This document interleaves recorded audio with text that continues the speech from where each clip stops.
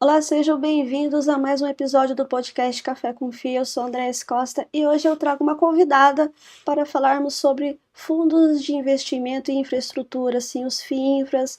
E a convidada de hoje é a Mariane Moraes, ela faz parte aí da gestão do BIDB11.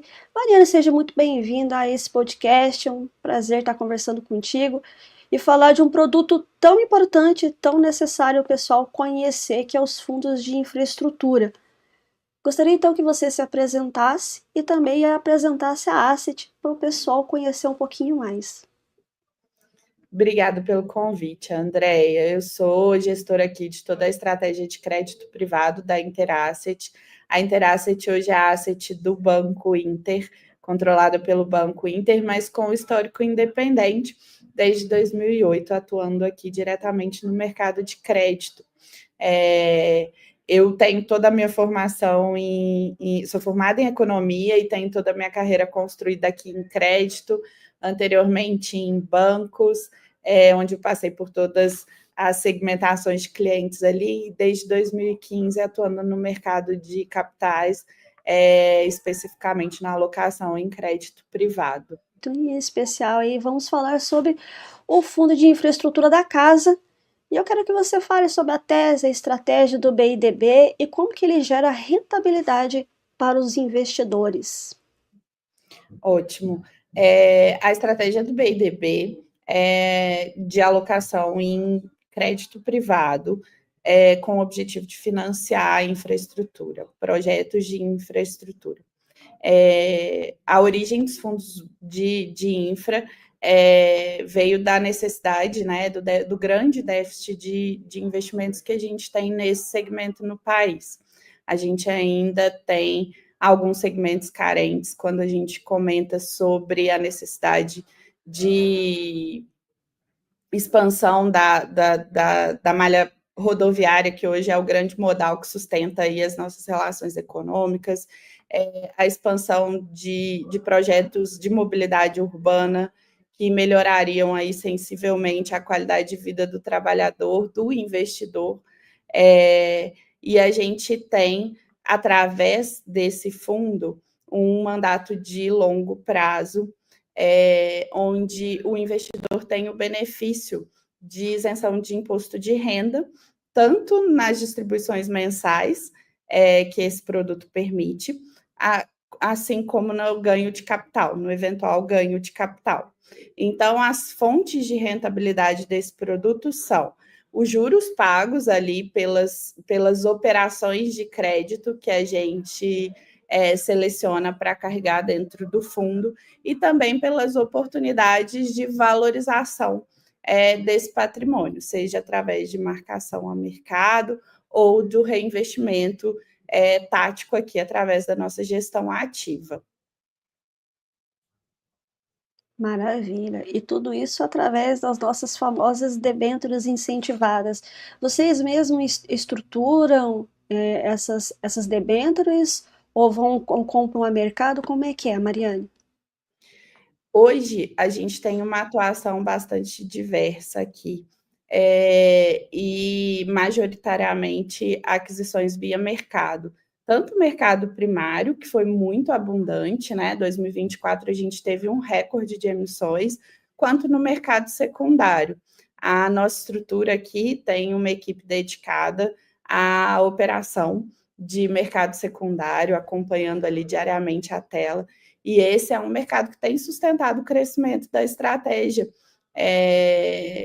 Mesmo com o recorde de emissões, esse mercado cresceu sensivelmente no ano passado, depois das discussões sobre a tributação dos fundos exclusivos e as mudanças também nas regras de emissão de títulos isentos ali pelos bancos, né, as LCIs, LCAs, as mudanças de prazo. Você teve uma migração forte desse passivo em virtude do benefício de isenção fiscal. Então, isso deu uma recarga ali no mercado secundário, fez com que ele se tornasse abundante também, e permite que a gente também gere rentabilidade através da gestão ativa, como eu comentei. Maravilha. E você falou da tese, e eu queria que você, né, explanasse um pouquinho mais para nós em relação à segmentação dos ativos do BIDB e como que elas impactam a diversificação e o risco do fundo. Perfeito. Vamos voltar na origem das debêntures de infraestrutura, como você comentou, né? O projeto de lei, ele direciona o benefício fiscal aos investidores pessoas físicas, exatamente privilegiando aquele investidor que opta por financiar projetos que trazem melhora para o próprio investidor como população e para a nossa viabilidade de crescimento econômico através de infraestrutura. A Lei 2431, que regulamenta essas debêntures, ela tem uma série de setores listados, limitados ali, em que esses executores, né, os emissores do crédito, eles têm que ter projetos habilitados dentro das agências reguladoras e dentro dos padrões da lei para que eles possam emitir através dessa estratégia e garantir o benefício fiscal para o investidor. Esses setores estão relacionados a serviços públicos, a projetos de mobilidade, a tudo que se refere à infraestrutura num contexto geral. E alguns setores aqui são especialmente mais pungentes nos portfólios de infra, por conta de todo o histórico, por conta do fator de maturidade da regulamentação. Então, o setor de energia elétrica, a gente fala de distribuição, a gente fala de transmissão e a gente fala de geração de energia. São setores abundantes no portfólio de infra e que trazem uma previsibilidade. Telecomunicações vem numa correlação muito alta também com energia, por exemplo, porque à medida que a gente vai falando de conectividade, de inteligência das coisas, inclusive de substituição de matriz energética de combustível fóssil, por exemplo, pela alimentação elétrica, vão exigindo que essa matriz de geração de energia se torne cada vez mais robusta e mais limpa. E a gente está num país muito abundante em recursos naturais que vão permitir que a gente cresça ainda mais nesse projeto de substituição, mas também com foco grande na estabilidade desse sistema. Então, é necessário que a gente tenha investimento tanto na extensão das redes de transmissão, para que a gente não fique dependente de algumas especificidades geográficas ali, como a gente precisa do setor de distribuição, com a atualização da rede, para que a gente tenha garantia de fornecimento, já que cada vez mais a gente está dependente ali no nosso dia a dia da energia como fonte de alimentação da nossa conectividade, né? O que permite a gente estar fazendo isso aqui hoje online. A gente tem o setor de saneamento, que é de saneamento básico e abastecimento de água, né? A gente tem um plano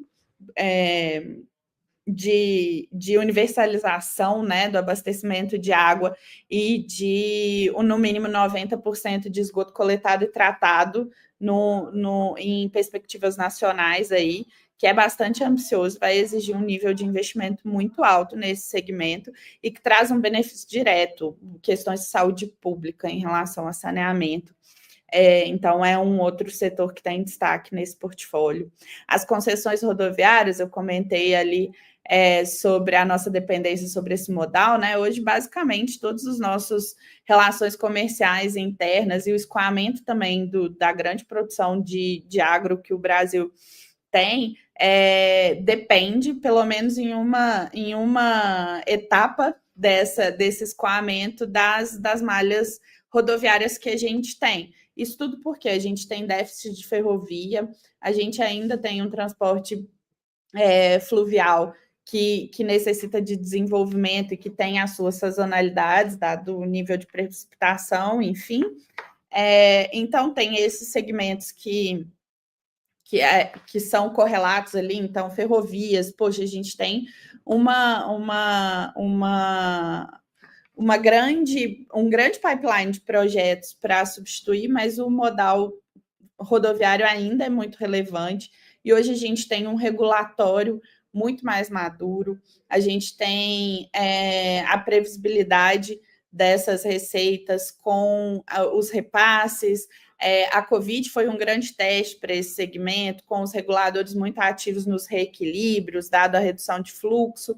Então, são setores que normalmente deveriam ser providos, na sua teoria, pela administração pública, mas em função da ausência de recursos suficientes para investir na expansão, eles são transformados em projetos privados, através de concessões, parcerias público-privadas e leilões de infra em geral, para que ele possa acessar o investimento através do capital privado, que é o nosso papel aqui como gestor, fazer a seleção desses melhores ativos. Então, falando de diversificação, é importante que a gente tenha uma combinação entre esses setores que apresente uma simetria de risco-retorno favorável para a perspectiva de investimento de longo prazo. A gente está falando de projetos que necessitam de recursos para investimento em infra agora e que tem um prazo de maturação ao longo dos anos. Se a gente pega o exemplo de uma concessão rodoviária, os prazos normalmente são de 30 anos para recuperar os investimentos que são feitos muito no início desse contrato. Então, essa é a razão da gente conhecer a especificidade, o ciclo, o momento do ciclo em que cada um desses setores estão. E aqui a gente está falando daquilo que é dependência básica da população, né? Quando a gente fala de energia, de saneamento, a gente está falando de serviços que têm um desvio padrão menor em relação ao comportamento econômico, em comparativo com o crédito privado no geral. Você comentou em relação às ferrovias, né? Até antes de começarmos a gravação, comentamos justamente sobre isso, né? A impossibilidade de você se deslocar, seja a trabalho, seja a turismo, seja a lazer, né? Para outras localidades, porque nós não temos uma malha ferroviária madura, né? Como se encontra em outros países, né? Principalmente os países europeus. Como é que estão os projetos aqui, Mariane? E também eu vou fazer uma provocação te perguntando quais segmentos você acha que também seriam interessantes termos aqui e que ainda não temos, porque como você falou, temos uma gama de projetos interessantes em energia, saneamento, telecomunicação e nas concessões aí em relação à malha rodoviária. Mas e a malha fluvial, a malha ferroviária? E quais outros deveriam realmente termos aqui por conta de demandas já existentes em outras localidades e que, consequentemente, aqui também logo teremos? O destaque para esses setores que a gente elencou aqui antes, né, a energia, o saneamento e as concessões rodoviárias, está no regulatório que é mais maduro, mais desenvolvido, com regras claras e com precedentes de equilíbrio. Quando a gente fala da extensão das malhas ferroviárias, a gente é um país continental, então grandes distâncias que geram ali um passivo ambiental e algumas complexidades geográficas que encarecem a complexidade desses projetos, encarece essa expansão rápida, porque você tem muitas incertezas em relação à execução e à operação também.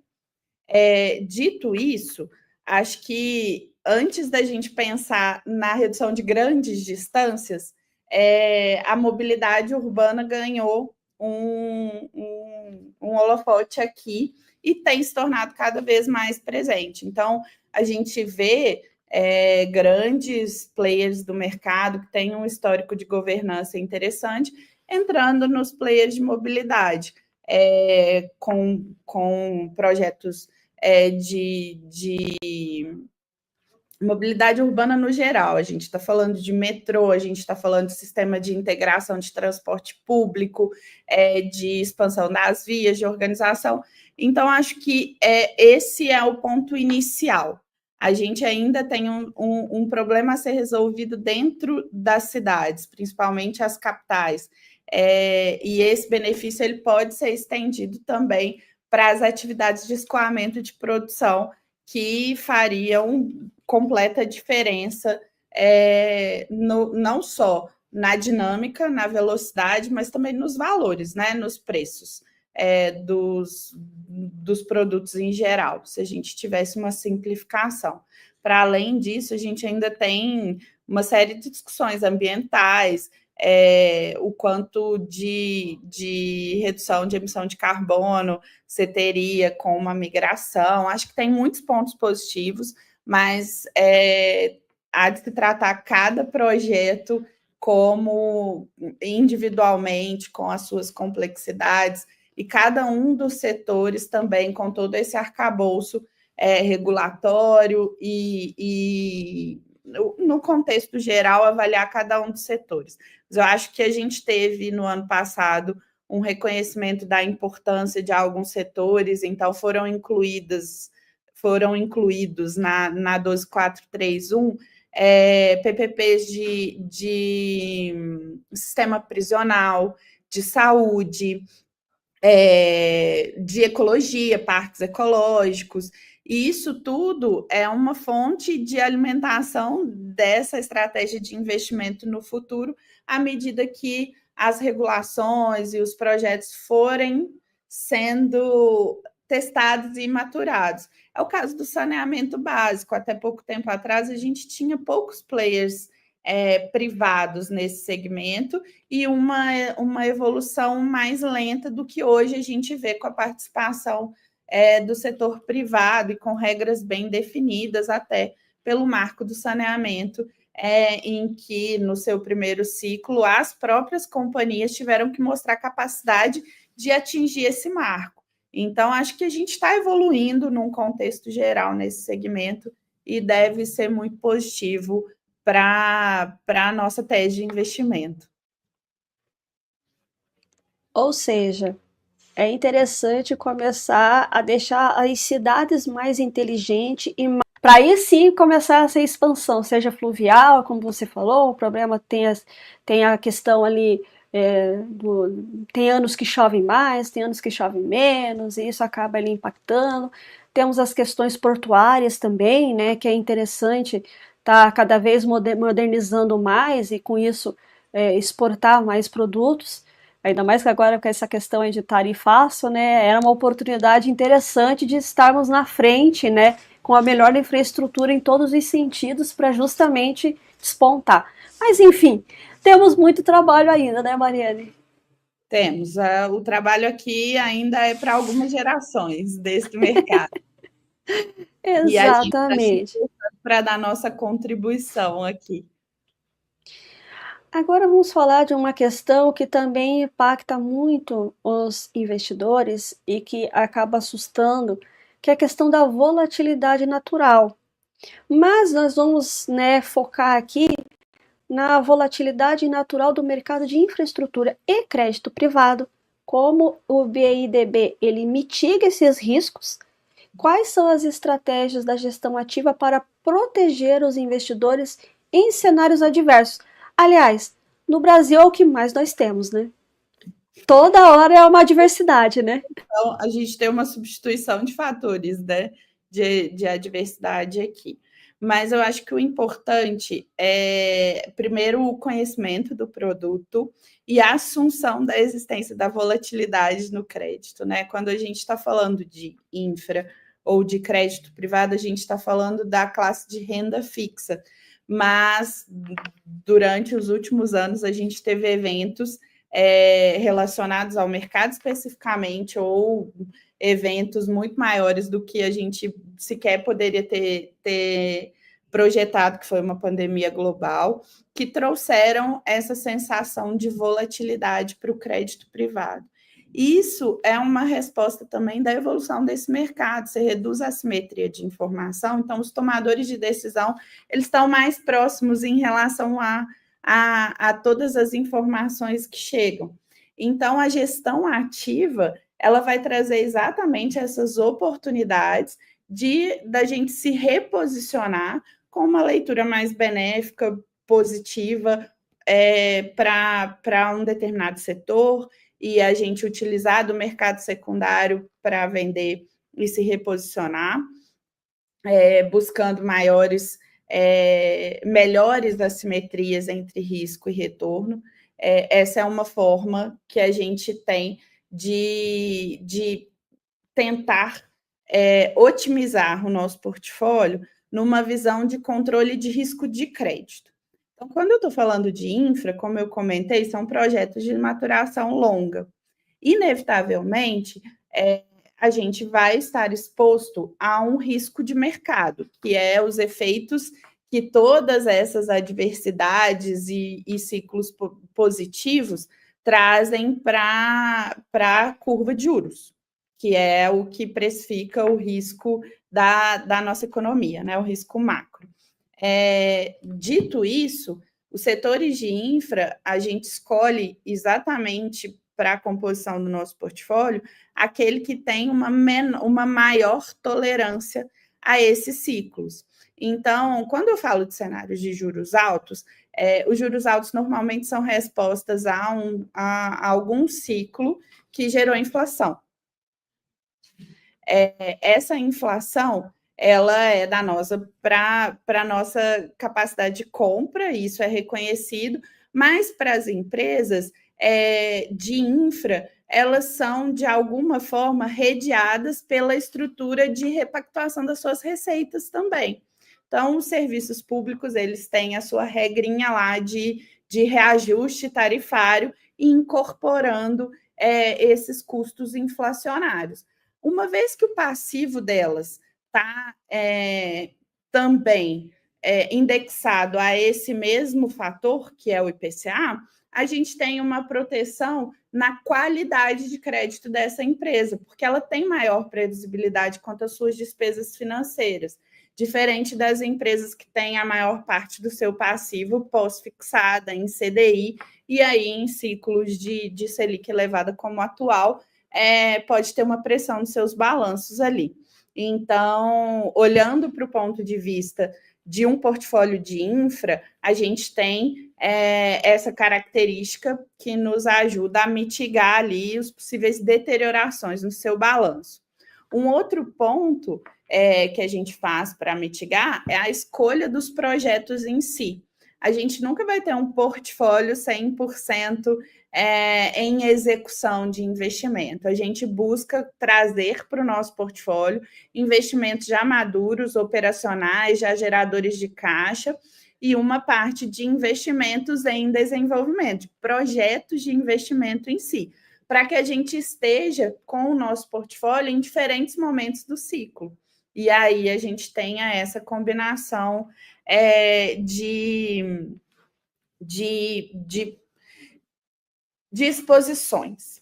A diversificação dos setores também nos ajuda com essa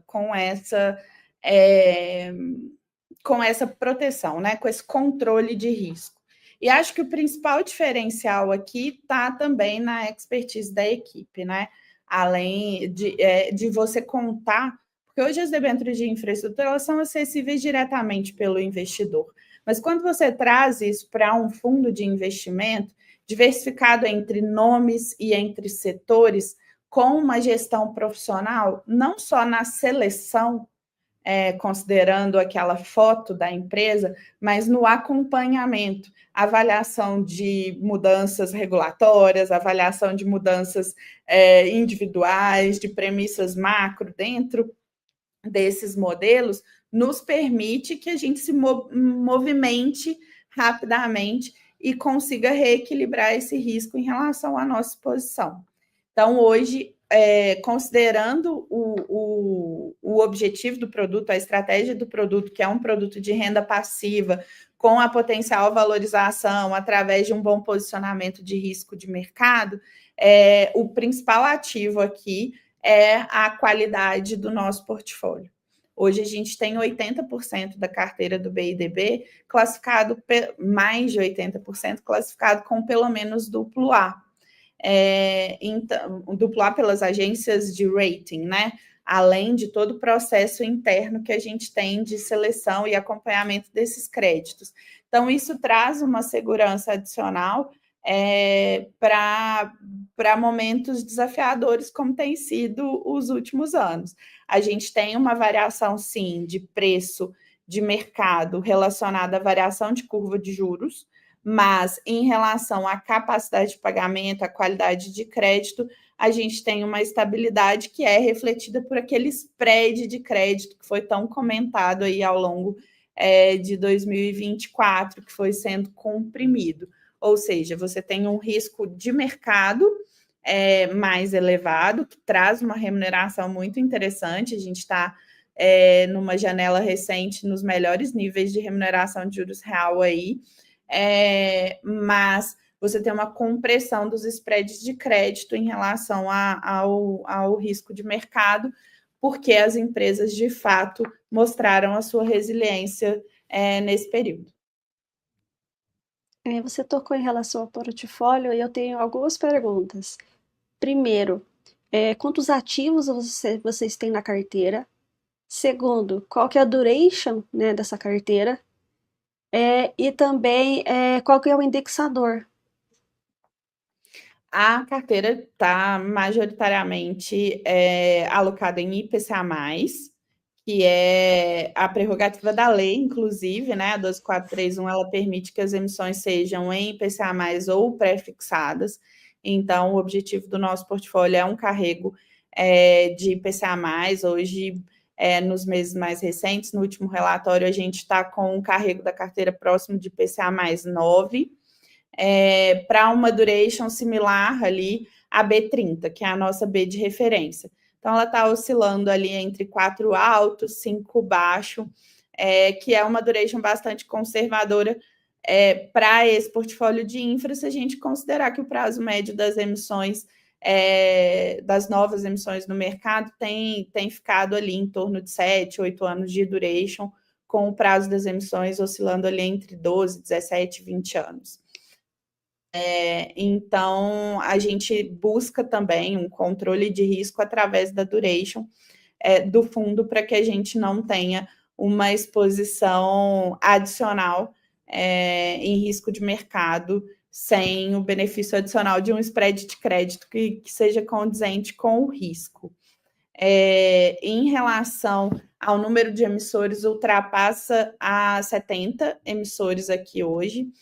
No nosso relatório gerencial, que fica disponível lá no site, a gente discrimina cada uma das teses e cada um dos tickers. Então, em número de emissões, a gente tem uma diversidade ainda maior. Esses números oscilam, mas orbitam nesse universo aí, entre 70 e 80 emissões. É uma composição muito diversificada. As exposições médias aqui são inferiores a 3% em um único papel. Então, a gente traz um portfólio bastante diverso aqui e que acaba mitigando o risco aqui. Justamente isso que eu ia perguntar também, em relação ali à concentração por emissora, né? Que é uma preocupação, né? Não só para o gestor, caso tenha algum problema, claro que a carteira não deu problema, mas e se, né? Aí fica sempre essa pulguinha, né? E se? E os investidores, já por questões ali de outros, né, os primos já terem acontecido algumas situações, eles também ficam preocupados porque é crédito, né, Mariana? Então, eles também ficam nessa questão de concentração em relação àquele emissor, né? Sim. O mandato de infra, ele acaba ficando restrito aos setores que estão ali listados na 12431. Então, em relação a setor, a gente tem ali um nível de confiança em relação às exposições. Mas, individualmente, a emissores, a gente é muito disciplinado na manutenção dessa diversificação em função exatamente do que você levantou agora. A gente tem hoje grandes operadores em cada um desses segmentos com diversas concessões.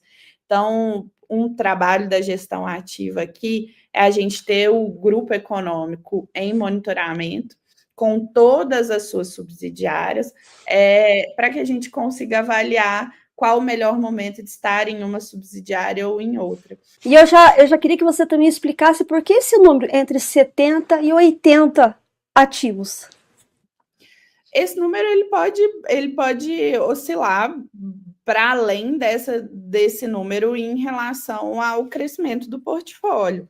A gente hoje, eu comentei sobre 70 e 80, é o que historicamente a gente tem carregado no nosso portfólio, seja por substituição e até por uma limitação do tamanho do fundo. A gente não consegue crescer em novos emissores se não for por uma substituição, dado que o fundo listado ele tem as suas janelas de crescimento atreladas a ofertas públicas.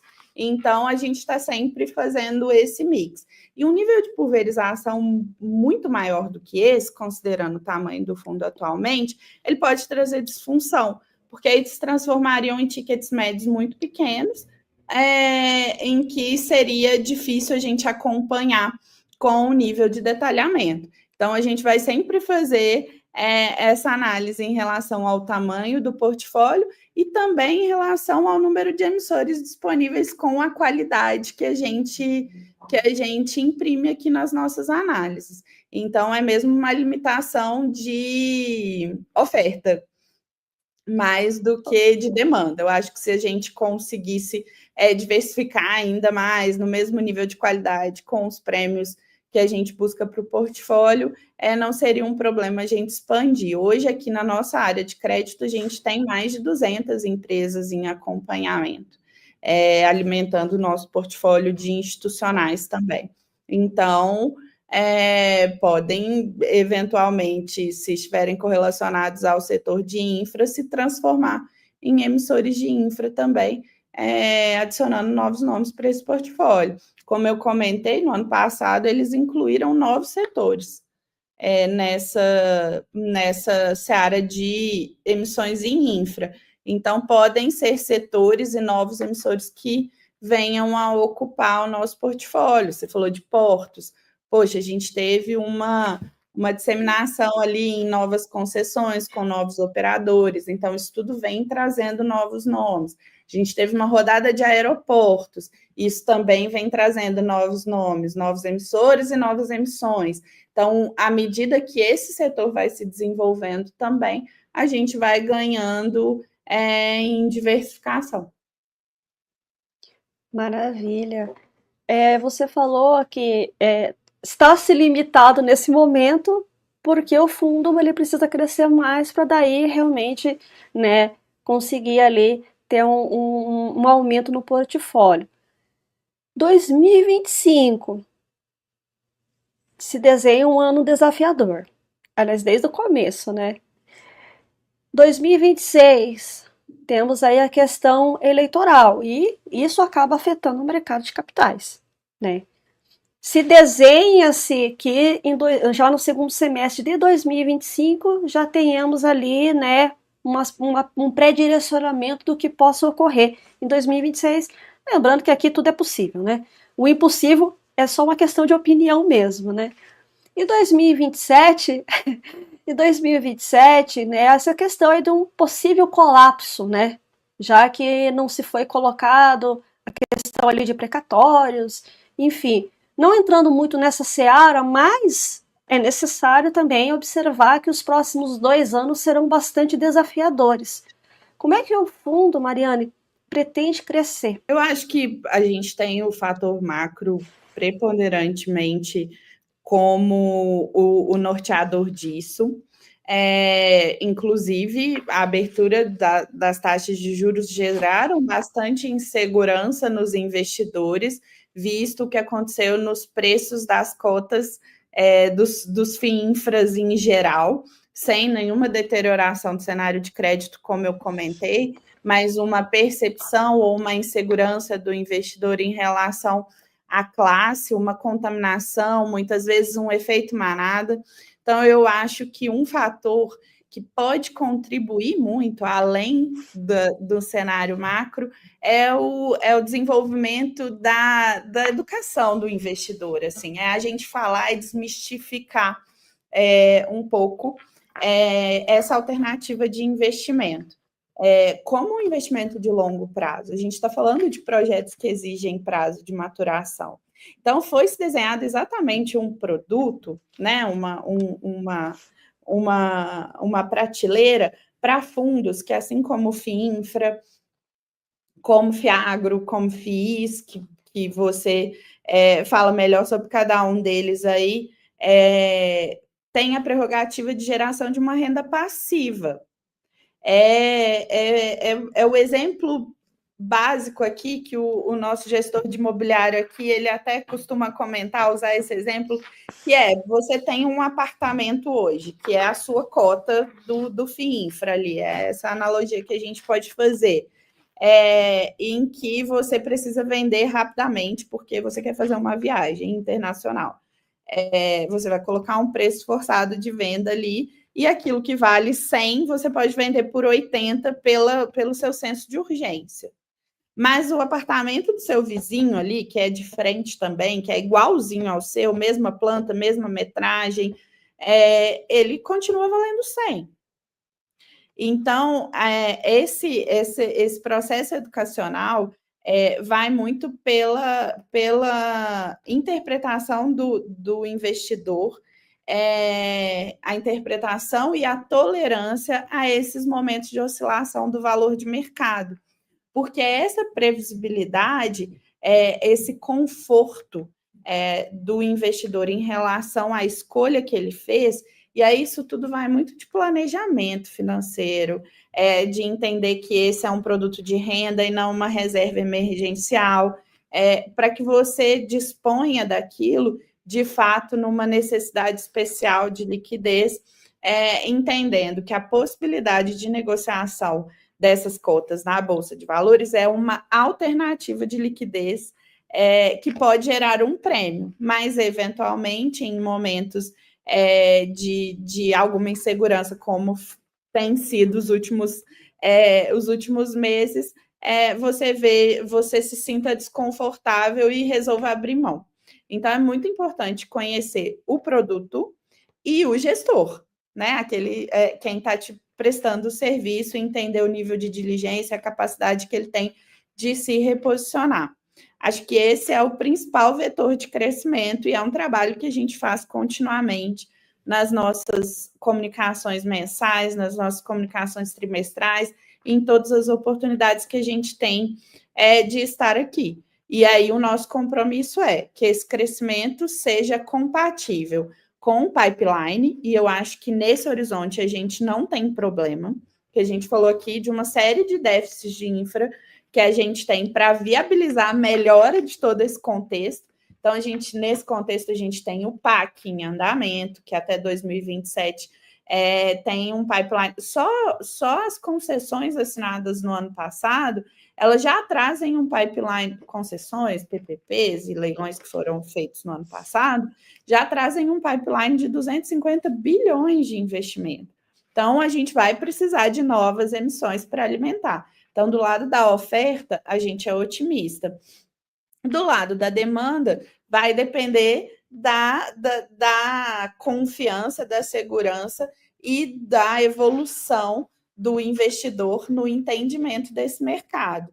Entendendo que o benefício fiscal, principalmente nos FIINFRAs, que extrapolam os FIIs imobiliários e FIAGROS, é de você também ter isenção no ganho de capital. Ou seja, a maturação desse projeto, ele pode trazer um ganho de capital em relação ao valor da cota que você tem a isenção.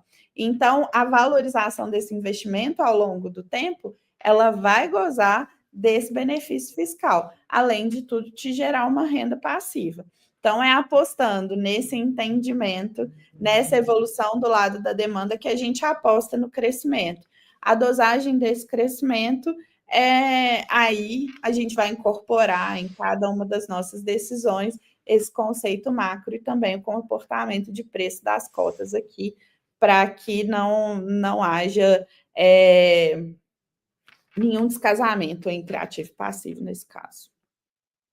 Que é muito importante, né? Esse casamento tem que estar muito bem alinhado, né, Mariane? Sem dúvida, a gente precisa da continuidade da oferta para que a gente continue comercializando e fomentando a demanda. Dado que o horizonte de curto, médio e longo prazo é de uma oferta abundante, considerando a consolidação do mercado, nosso trabalho agora é fomentar a demanda. E aí o trabalho de vocês como questionadores é essencial para a gente evoluir nessa ponta. Maravilha. E agora, como é que o BIDB, né, ele se posiciona em relação aos outros pares, né? E o que torna essa escolha diferenciada para um investidor que busca uma renda consistente e um risco controlado? Acho que os pontos que a gente veio comentando até aqui, eles precisam ser referendados aqui nesse diferencial.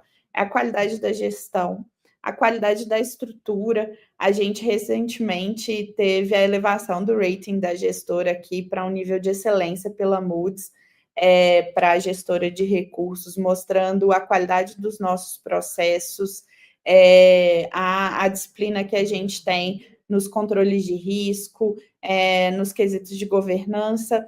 Então, a gente tem uma equipe muito bem preparada para se reposicionar, dado o cenário de tantas adversidades que a gente falou. A estratégia, então, está focada no investimento, na seleção dos melhores ativos, considerando a qualidade de crédito, considerando o setor, considerando o regulatório e a estrutura de capitais também envolvida na operação ou a estrutura de garantias, para que a gente possa viabilizar esta perspectiva de distribuição de renda ao longo da vida do produto. Maravilha. E a liquidez do BIDB é moderada. Como isso pode afetar o investidor que precisa de flexibilidade, né? A gente falou bastante, né, em questão ali não só dos benefícios tributários, né, mas a gente precisa também falar em relação à liquidez e essa flexibilidade, né? E o que o fundo faz para garantir esse equilíbrio? Acho que voltando ao exemplo lá do apartamento, você vai executar uma venda forçada de um ativo imobilizado, que tem uma perspectiva de investimento em longo prazo, se você tiver uma emergência. Então, eu acho que a principal ferramenta de combate às perdas numa eventual flexibilidade é um planejamento financeiro. É claro que numa eventual necessidade de gerar liquidez através desse investimento, a gente tem a prerrogativa de negociação em bolsa, e aqui do nosso lado, a gente escolheu ter um formador de mercado para dar suporte na estabilização desses preços. É claro que a atuação é limitada às condições macroeconômicas e sistêmicas que a gente viu no efeito do preço de mercado dessas cotas. Mas hoje a gente vê um cenário de prêmio em relação ao valor patrimonial. O valor patrimonial é aquilo que, se hoje eu fosse liquidar o fundo e vendesse tudo no mercado secundário, eu entregaria para o cliente. Então, eu entregaria um valor acima do que o valor de tela hoje do produto. Então, dado essa disfunção, acaba se tornando um momento de matematicamente favorável para o investimento, porque você está comprando aquele ativo com desconto. E aí é interessante que, em momentos de realocação, de reposicionamento desse planejamento financeiro, você escolha sair quando você tiver algum prêmio em relação. Mas, dado o caráter de urgência que a gente comentou aqui, o que a gente faz é fomentar a expansão da nossa base de cotistas, e a gente tem feito isso com muito sucesso. O IPO do fundo foi em 2021 com uma base de 2 mil cotistas, pouco mais de 2 mil cotistas. Hoje o fundo supera 13 mil cotistas, então foi um crescimento expressivo nos últimos 2 anos dessa base, e à medida que a gente vai criando a maturação dessa estratégia, a gente vai fomentando. Em termos de percentual do PL, a gente é bastante competitivo, inclusive com fundos que estão em outros patamares de patrimônio líquido. Então, a gente acredita muito na força do produto, na qualidade da seleção do portfólio, para viabilizar esse crescimento. Maravilha! Da liquidez. Maravilha, Mariane. Mais uma vez, gostaria muitíssimo de te agradecer por você ter vindo aqui conversado conosco, trazendo aí toda a sua expertise do mercado de crédito. E, em especial, conversamos aí a respeito do BIDB 11. Gostaria então que você deixasse as suas considerações finais e as mídias sociais para quem ainda ficou com alguma dúvida e quer conhecer um pouquinho mais do fundo e da casa também. Eu queria agradecer o convite, a oportunidade da gente trazer um pouquinho da cabeça da gestão aqui do BIDB. No nosso site, no site da Interasset, a gente tem lá disponível todos os relatórios gerenciais do fundo, relatórios mensais, além de algumas métricas que a gente acompanha ali em janelas diárias de preço. E, além disso, a gente tem no site todos os outros fundos, todos os produtos disponibilizados aqui na Interasset através da plataforma do Inter e de outras plataformas também de mercado. Então, os nossos produtos estão aí disponíveis e o nosso time de RI também está à disposição para qualquer esclarecimento, para aprofundar nas nossas teses aqui. Só queria agradecer mais uma vez o convite.